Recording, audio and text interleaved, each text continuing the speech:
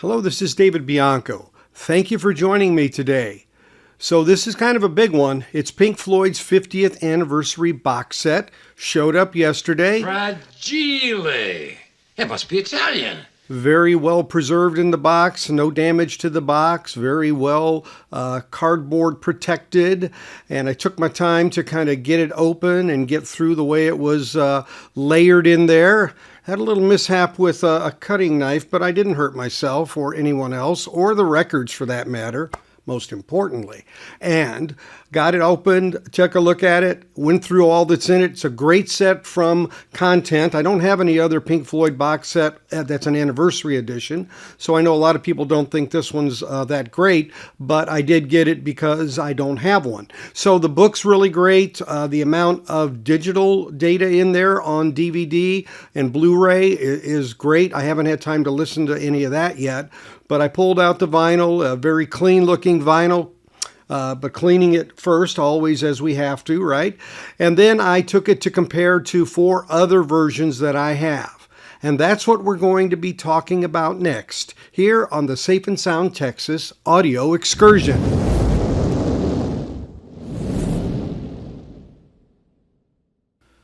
Well, Pink Floyd's Dark Side of the Moon.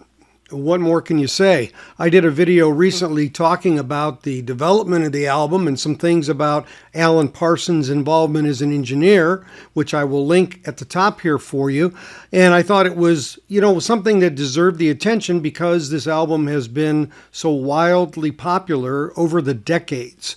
And so I ordered mine about 2 months ago from popmarket.com. I think my total cost was about $241 US, all out. I got some discount codes and things. I saw yesterday, I was in Josie Records here in Dallas. They wanted, I think, like $318 for it. Plus tax, of course. So, it's out there. So my review specifically is not going to go into all the materials in it. There's plenty of reviews of that. And really, I'm going to focus on the vinyl Shootout.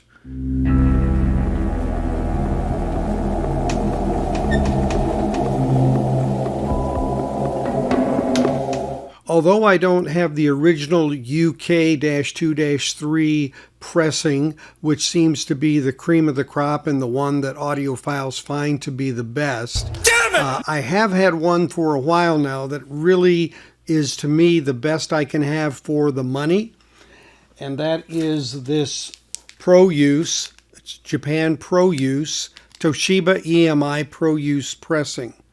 And so this is the top pressing that I think I have and will be comparing it to. Before I ever got that one, I had the MOFI, which was back in the 80s, original MFSL release. And I found it to be very good because it was very, very quiet compared to the American OGs, and it sounded really good to me. I think that the early MOFIs get a bit of a beating because a generalization is made about the Smiley EQ. And although, yes, it was done, especially on some records more than others, depending on the quality of the recording, some of those were really pushed on the early Beatles albums, for example, because of the deficiencies that were there. But I think in better recorded albums, Stan Ricker did not do as much as sometimes is lauded. And I found that the MOFI was very appealing to me and was my top tier version for decades until I got hold of the Toshiba EMI Pro Use series, which I think bests it. I also compared it to a US OG first pressed on Harvest and the 2016 remaster that came out, and it was done by Bernie Grunman, and James Guthrie was involved as well, but the vinyl shows BG.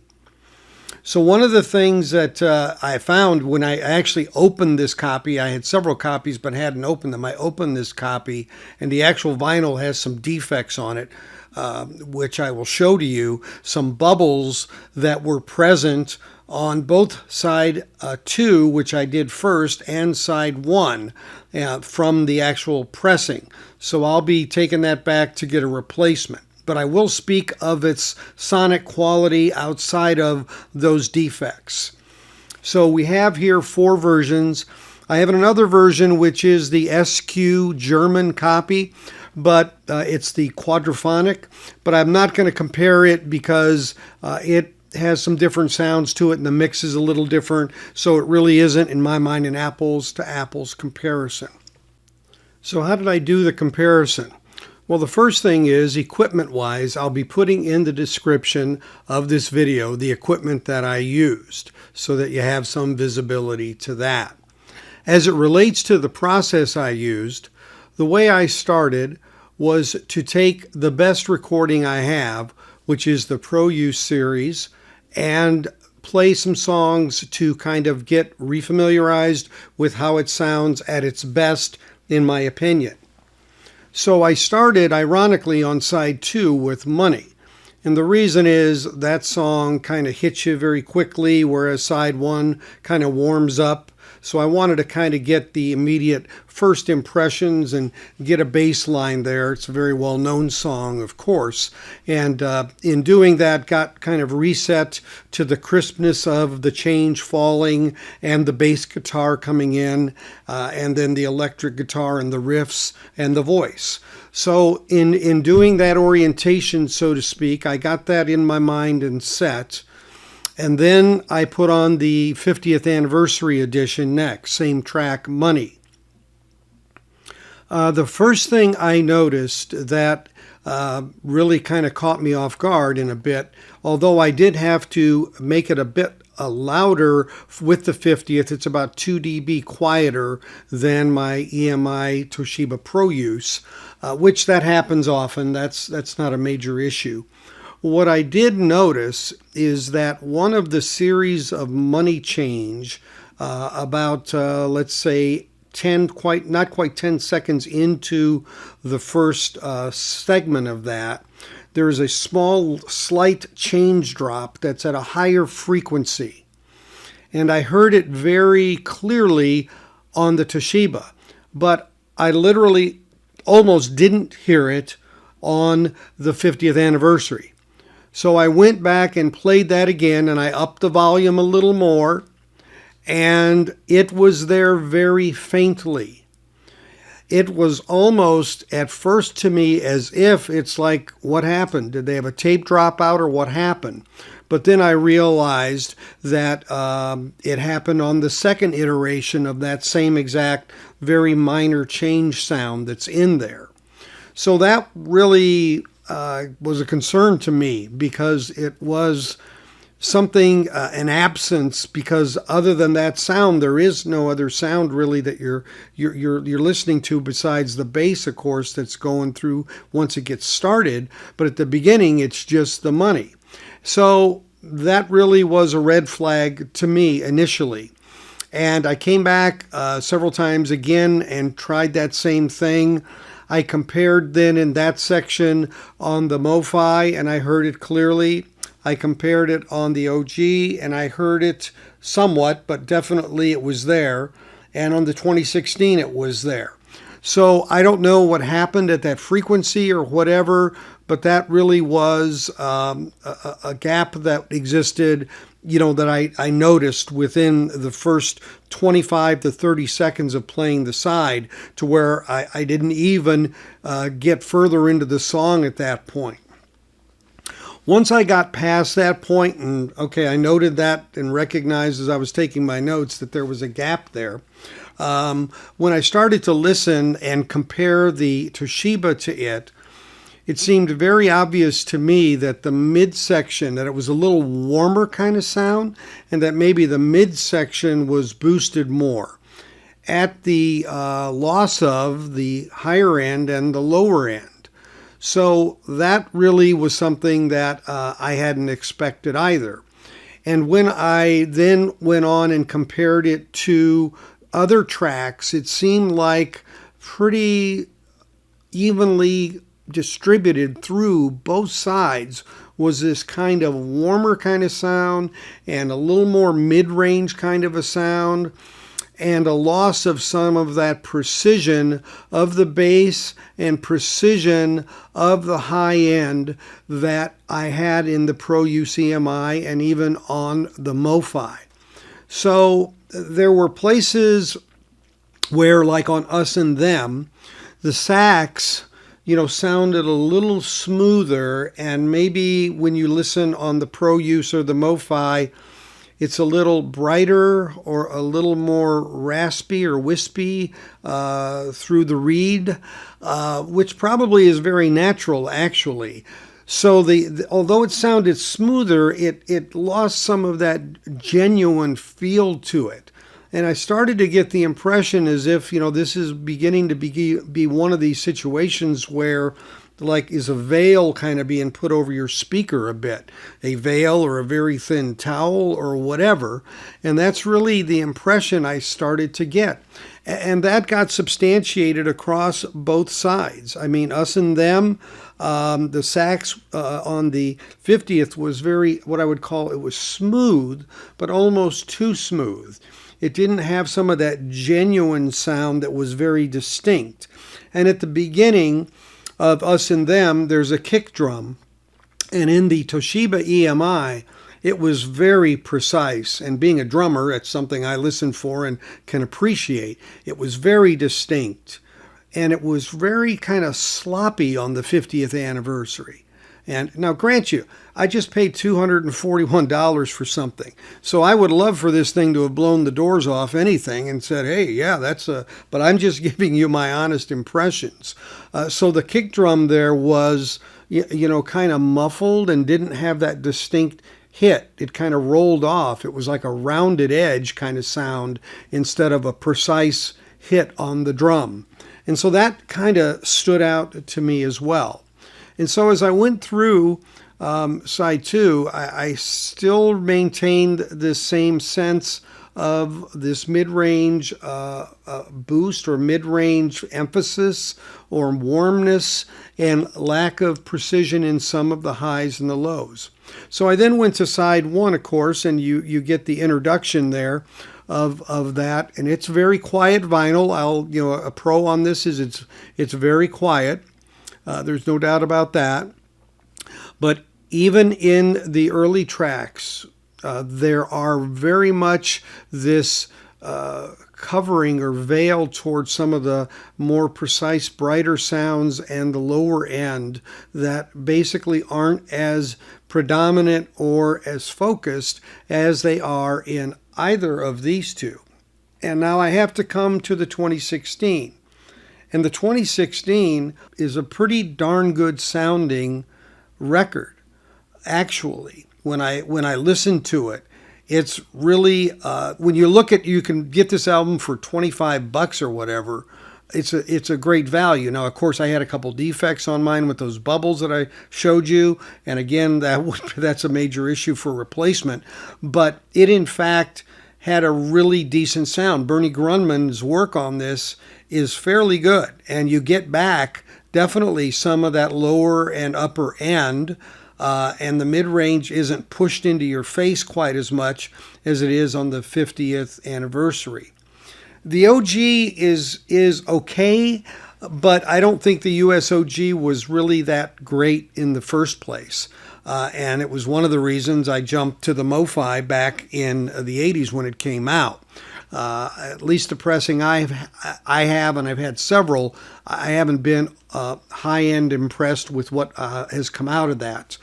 But this 2016, just from a mass market decent sound, I mean, if I was going to tell somebody where, if you just want to have Dark Side of the Moon, you don't want to spend over $50, then I would just say get this. And it is on the vinyl's very quiet, except where there's bubbles in it, of course. So I can make that comment generally about the 2016 that it's pretty decent, actually.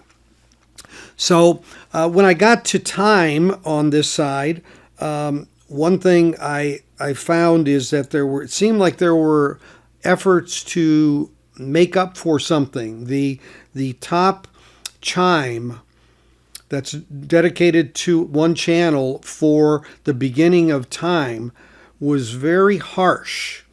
It is very bright generally, but it is very accurate on the MOFI and on the Pro Use and even on the 2016.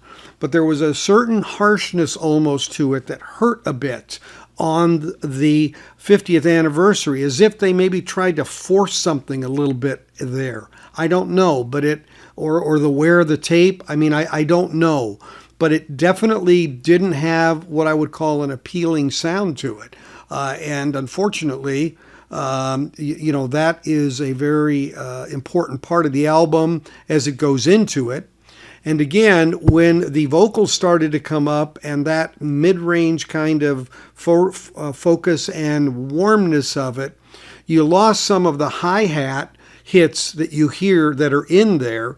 You lost some of that on the 50th anniversary, because you got to recognize anybody who plays an instrument, they're usually a lot more aware of that instrument when it's recorded. So the drums to me are always something that I'm listening for, something that I'm air drumming to. So, when I go to air drum to something and I go, where the hell is it? Or why is it buried? Or why is something masking over it? That's a habit that I formed from hearing it a certain way. And again, when I went back and compared it to either the MOFI or the Toshiba or even the 2016 lower dollar, it was more present. So, these are concerns when you get into an album that's part of a package that you paid $240 for or more. I feel like I got it at a fairly discounted rate. So, for me, I'm hoping that the DVDs, Blu-rays, and the high-res audio and all that is astounding. The book looks very good, I'll say that. But as far as the vinyl goes, as I put it in the jacket after doing these tests, my mind literally said, I wonder how many times I'm ever going to pull this out of the jacket again. That's not a great feeling to have. I had hoped that it would be closer. I'm not sure what James Guthrie and the team was trying to do here or get out of it and maybe soften it a bit. I don't know. But for me, as someone who has heard this for years and years, has certain expectations, and then can compare it to those expectations, it just, for me, did not resonate. And I mean that in soundstage. I mean that in depth and presence. I mean that in accuracy of hearing the instruments that I'm listening for. I don't need to hear the voice pushed out at me anymore. That I don't need. It's there, it's present, leave it alone. The instrumentation, though, it augments the whole thing. And you really are used to hearing certain things a certain way. And so from the very first 30 seconds when the change dropped in money and that absent change was kind of there, I kind of went, uh-oh. Actually, I went, uh-oh, one time before that. And that is when I had the box to get the album out of, and I pulled the album out of the sleeve. It had a nice insert, rice paper insert, but it was oriented so that the album would have dropped out of the bottom of it. If I hadn't had a good grip on it or whatever, or if I would have just been not paying attention and complacent about it, that record could easily have dropped out of my hands onto the floor. That's just crazy. Why would you pack it that way? Why would you insert it that way? That's just, it's a relatively small thing, but you kind of just go, wow, I can't remember getting an album, no matter what the price, where that was done that way, where it was at the bottom. I've seen the side, I've seen the top, I've seen the inside left side, but I've never seen one kind of just drop out of it. So I'm going to have to be careful with the Wembley LP and check that out because I haven't even listened to it yet. So as always, I hope you see that I'm just being as straight as I can. I'm not going to brag about it because I paid good money for it or say you should buy. It is what it is. And unfortunately, I can't say that I had the highest expectations, only in the sense that I think I have for me. If I ever find that UK one, great, and I'd love to hear it. But, I have one that satisfies me deeply. I have a backup that satisfies me, and I'm good. And again, I'm going to just say one more time, this 2016, $25, $30 one sounds pretty darn good, actually. So, I mean, if you have that one or you get that one, you've got a really decent sounding album. And that's good to hear once in a while, that you can get something mass market. Now, again, check for defects, because mine's got to go back because of those defects. Oh, and I've been meaning to share with you the new Vinyl Community podcasts. These are a series of podcasts that have been put together by a variety of people here in the vinyl community, myself included, several others that I'm sure you know. You can see them listed here. And also we have a web page that you can link to for it. It's called vinylcommunitypodcasts.com. I want to thank Concert Buddy Chance, good job, buddy, for getting this started and getting us involved so that we could provide you vinyl-related podcasts anytime, anywhere. You can download them to your device and listen to them later. It's just another way to share the vinyl love. So for now, I thank you for watching as always. If you haven't subscribed, I'd like you to think about doing it by pressing that bell down there. If you click on the black one at top and all, you're going to get notifications. And again, thumbs ups are always welcome, and likes are what drive the algorithm. Comments, I love to get those as well. What do you think? Are you surprised? Are you disappointed? Are you glad? Let me know in the comments. So for now, thanks for watching again, and we'll see you next time at the Safe and Sound Texas Audio Excursion. Take care, everybody.